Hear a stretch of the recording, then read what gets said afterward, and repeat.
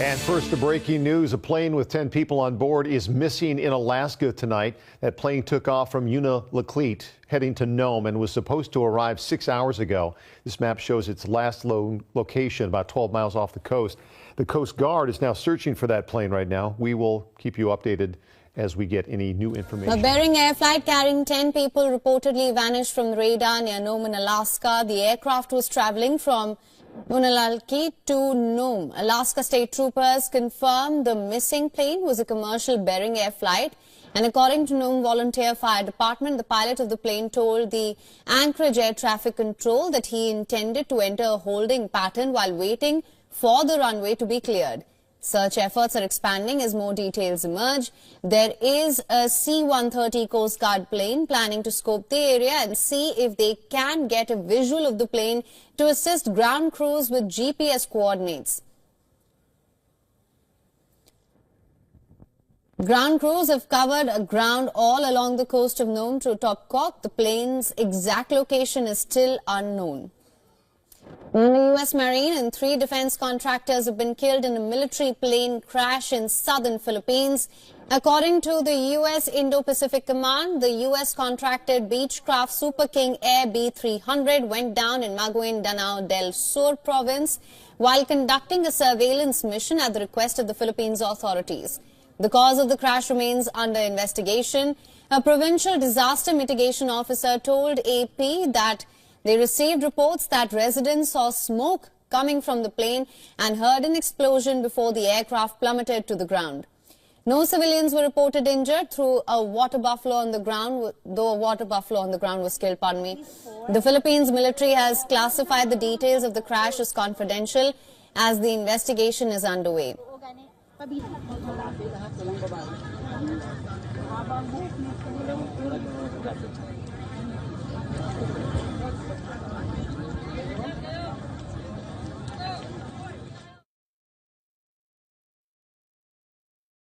The incident comes just a day after newly appointed U.S. Defense Secretary Pete Hegseth held a call with Philippine Secretary of National Defense Gilberto Teodoro. During the call, they discussed strengthening military cooperation and deterrence efforts in the South China Sea. The U.S. has long maintained a presence in the southern Philippines, where American forces provide intelligence and training to Filipino troops combating Islamic State-linked militants. Scorching summer temperatures in Rio de Janeiro have driven residents and tourists to seek new ways to cool off. Many are opting for a nighttime beach visit over air conditioning. Here's a report.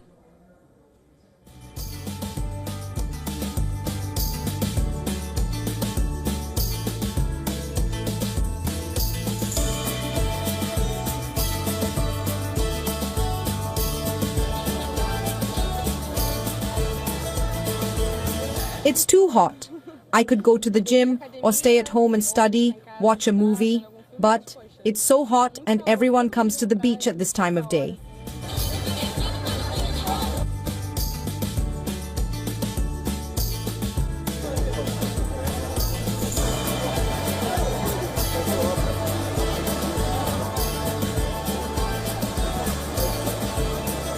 I highly recommend the water. It's crystal clear, like tap water, and it's delicious. I saw everything under the sea, seaweed, crabs. Everything is wonderful. Come on.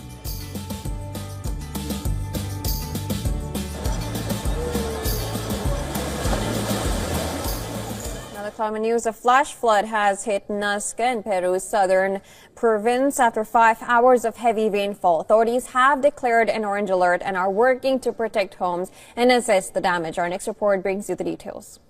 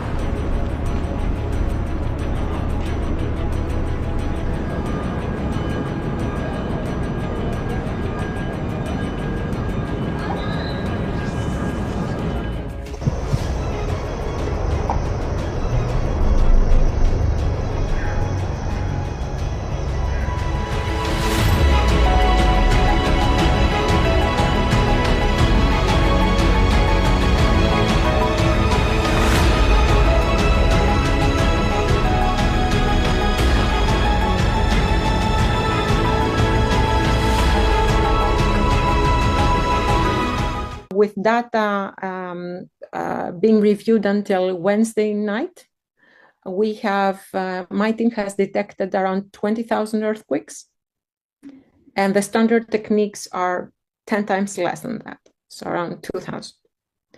And this really speaks to the first and critical part of understanding earthquake processes, and this is data assimilation.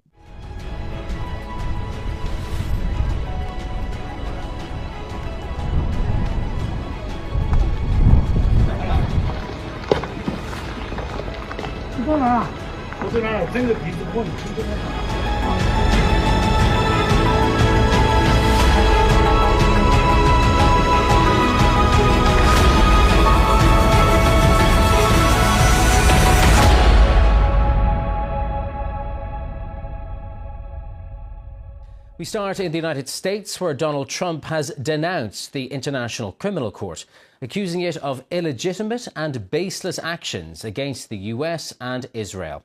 In an executive order sanctioning the court, he said it had abused its power by issuing arrest warrants for the Israeli Prime Minister Benjamin Netanyahu and his former Defence Minister Yoav Gallant.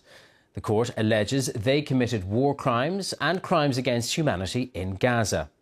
Well, on Thursday, Mr. Netanyahu met top US lawmakers on Capitol Hill. Neither Israel nor the US is a member of the ICC or recognises its jurisdiction. Let's speak now to our correspondent, Joe Inwood, who's in Jerusalem for us. And Joe, what kind of a difference does this sanctioning make for Benjamin Netanyahu, for whom, we have to remember, the ICC has issued an arrest warrant for? It is worth pointing out that neither the US, as you said before, or Israel recognise the court. And so in terms of the practical implications, it's quite difficult to know what those would be. I mean, it might alter the judgments. Might this decision by the Trump administration alter the judgments of other countries who are signatories as to whether they might try and execute any arrest warrant? That's very difficult to know. One of the things that has been said this morning is that these sanctions, this was from a former employee, might impact the ability of the ICC to carry out its function. But what we can say for certain is that this decision has been very warmly welcomed by Prime Minister Netanyahu, fresh off the back of his meeting with Donald Trump. They've previously described the court as anti-Semitic and saying its judgment draws false equivalence between Israel and Hamas. So they're very, very pleased to see this from Donald Trump. We haven't heard from the ICC itself yet, but we have heard from other governments who seem to be very disappointed in the decision. And let's bring you back to earlier in the week when Donald Trump shocked the world, maybe even Benjamin Netanyahu himself, with that idea to redevelop Gaza into a sort of holiday report. He made that announcement at his press conference with the Israeli leader earlier this week. Music to the ears of some hardliners in Israel, some of whom have begun to act on it. What's the latest there? certainly to put out statements suggesting that they want to act on it. We heard from the defense minister yesterday, Israel Katz, who said he's informed the IDF, the military here, to start making preparations to allow for the voluntary withdrawal or voluntary removal of Gazans. Now, it's interesting that they're actually not going as far, it seems, as President Trump did. He's talked about it essentially being forced. We should say that would be a crime under international law. Whereas the Israeli politicians, certainly the more senior ones we've heard speak, are framing this as giving Palestinians, giving Gazans the option to leave. Now, it is very much worth pointing out that that will be met with some skepticism, you could say, by people who would say that the Palestinians, the Gazans, have been denied that right for many, many years. And so it is interesting timing that the Israeli government decide that the freedom to move is a right they should be given at this point. Joe Inwood in Jerusalem. Thank you very much. Well, President Donald Trump says that he is creating a task force to stop anti-Christian bias. Now, speaking at a second national prayer service this morning, following an earlier national prayer breakfast on Capitol Hill, President Trump vowed to protect Americans from anti-Christian attacks, including from the federal government, which he said has been weaponized. The president also says America has begun to reclaim its identity as a religious nation. The mission of this task force will be to immediately halt all forms of anti-Christian targeting and discrimination within the federal government, including at the DOJ, which was absolutely terrible, the IRS, the FBI, terrible, and other agencies. In addition, the task force will work to fully prosecute anti-Christian violence and vandalism in our society and to move heaven and earth to defend the rights of Christians and religious believers nationwide. Well, the president has said the assassination attempts against him changed his relationship with religion and told lawmakers earlier to, quote, bring religion back.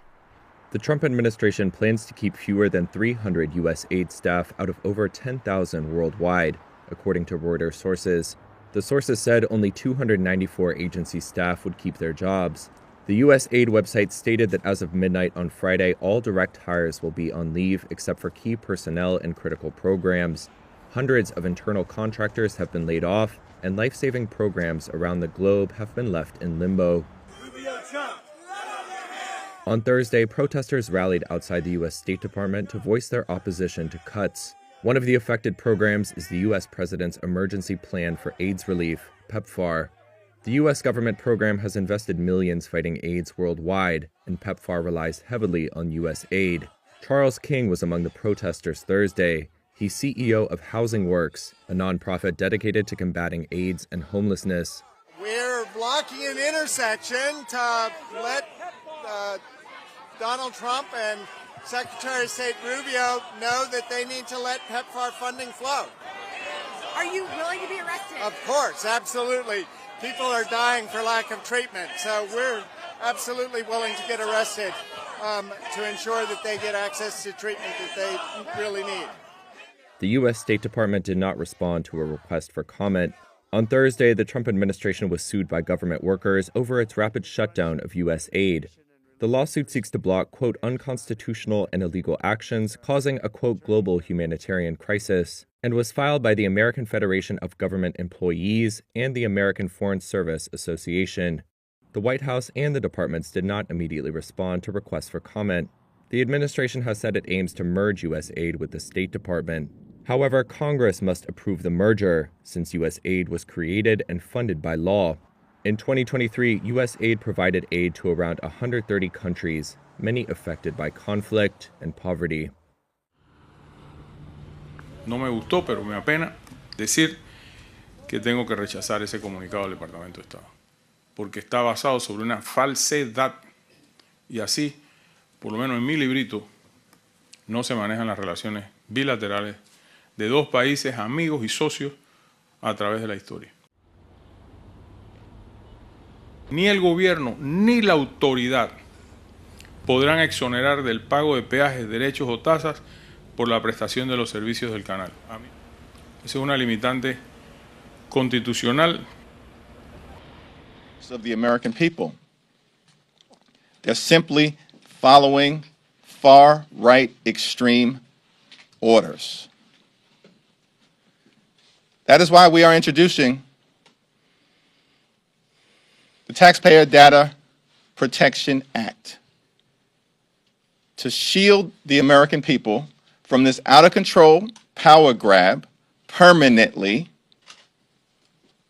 and to make sure that the financial, personal, medical, and confidential information of the American people is protected. Ethnic cleansing in Gaza is not a joke, especially when it emanates from the President of the United States, the most powerful person in the world, when he has the ability to perfect what he says.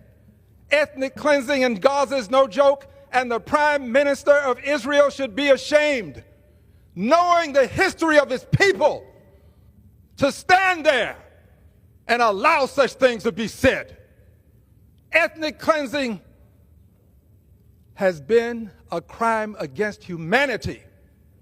And I stand here today in the well to denounce what was said, to denounce what the President said, to denounce the complicity of the Prime Minister of Israel, and to remind people that Dr. King was right. Injustice anywhere is a threat to justice everywhere. And injustice in Gaza is a threat to justice in the United States of America. I rise to announce that the movement to impeach the president has begun. I rise to announce that I will bring articles of impeachment against the president for dastardly deeds proposed and dastardly deeds done. I also rise to say that the impeachment movement is going to be a grass-up movement, not a top-down. The people have got to move forward. The people have to demand it. And when the people demand it, it will be done. Russia has begun exercises with its Yars intercontinental ballistic missile system in what is likely to be seen as another attempt by Moscow to show off its nuclear strength. Our next story tells you about the Yars, that is a nuclear missile that can be moved around on truck carriers or deployed in silos and is a crucial part of Moscow's nuclear deterrent. Take a look.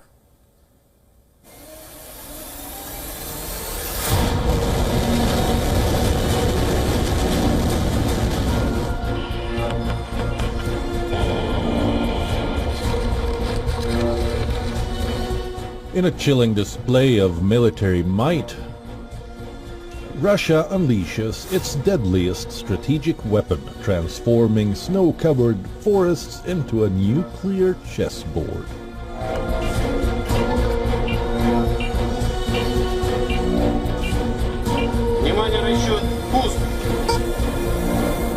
The Kremlin's latest military exercise transforms the Volga region into a potential ground zero for global conflict, as Yars intercontinental ballistic missiles silently maneuvered through dense wilderness. The Russian Defense Ministry's latest video reveals a spine-chilling choreography of destruction. Massive missile launchers camouflaged against winter's white backdrop slip through forest terrain, executing precision movements across 100 kilometers of strategic routes.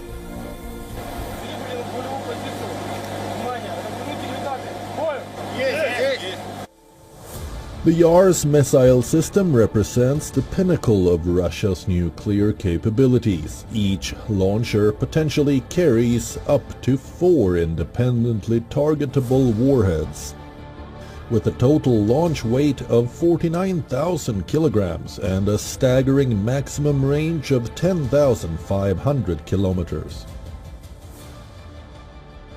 The missile has the capability to maneuver during flight and deploy both active and passive decoys, which gives Yars the advantage against modern missile defense systems. The exercise represents more than a military drill. It's a calculated message of preparedness and potential retaliation, particularly against the backdrop of ongoing tensions surrounding the Russia-Ukraine war. Bureau Report, WION, World is One.